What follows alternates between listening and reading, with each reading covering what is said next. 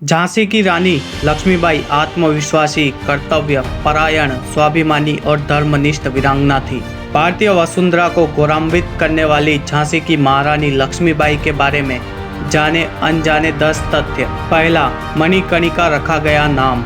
झांसी की रानी लक्ष्मीबाई का जन्म वाराणसी में 19 नवंबर 1828 को हुआ था। बचपन में उनका नाम मणिकर्णिका था। सब उनको प्यार से मनु कहकर पुकारा करते थे। उनका नाम वाराणसी के घाट मणिकर्णिका पर रखा गया था, जहां माता सती के कान के कुंडल गिरे थे।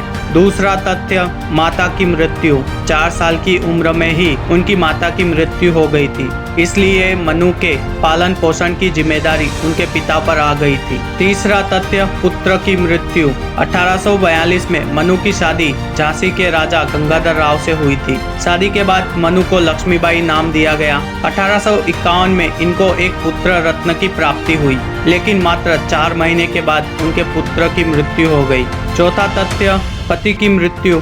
इसके बाद जब उनके पति का स्वास्थ्य बिगड़ गया तो सबने उत्तराधिकारी के रूप में एक पुत्र को गोद लेने की सलाह दी। इसके बाद दामोदर राव को गोद लिया गया। 21 नवंबर 1853 को राजा गंगाधर राव की मृत्यु हो गई। इस समय रानी लक्ष्मीबाई महज 18 साल की थी और अब वे अकेले रह गई थी, लेकिन रानी ने हिम्मत नहीं हारी और वह अपने कर्तव्य का पालन करती रही। पांचवा तथ्य, अंग्रेजों की आपत्ति। जब दामोदर को गोद लिया गया उस समय वहां अंग्रेजों का राज था।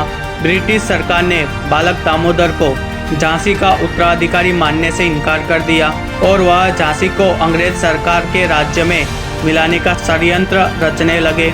उस समय डलहौजी भारत के वाइसरॉय थे और उन्हीं की सरकार चल रही थी। जब रानी को पता लगा तो उन्होंने एक वकील की मदद से लंदन की अदालत में मुकदमा दायर किया, लेकिन ब्रिटिश सरकार ने महारानी लक्ष्मीबाई की याचिका को खारिज कर दिया। छठा तथ्य, महल छोड़ने का आदेश। मार्च 1854 में ब्रिटिश सरकार ने रानी को महल छोड़ने का आदेश दिया, लेकिन रानी ने निश्चय किया कि वे झांसी नहीं छोड़ेगी। उन्होंने प्रण लिया कि वे झांसी को आजाद कराकर ही दम लेगी, लेकिन ब्रिटिश सरकार ने उनके हर प्रयास को विफल करने का प्रयास किया। सातवां तथ्य, पड़ोसी राज्यों का हमला। झांसी के पड़ोसी राज्य ओरछा और दतिया ने 1857 में झांसी पर हमला किया, लेकिन रानी ने उनके इरादों को नाकामयाब कर दिया। आठवां तथ्य, अंग्रेजों पर हमला। 1858 में ब्रिटिश सरकार ने झांसी पर हमला करके रानी लक्ष्मीबाई को घेर लिया और उस पर कब्जा कर लिया, लेकिन रानी लक्ष्मीबाई ने साहस नहीं छोड़ा। उन्होंने पुरुषों की पोशाक धारण की और अपने पुत्र को पीठ पर बांधा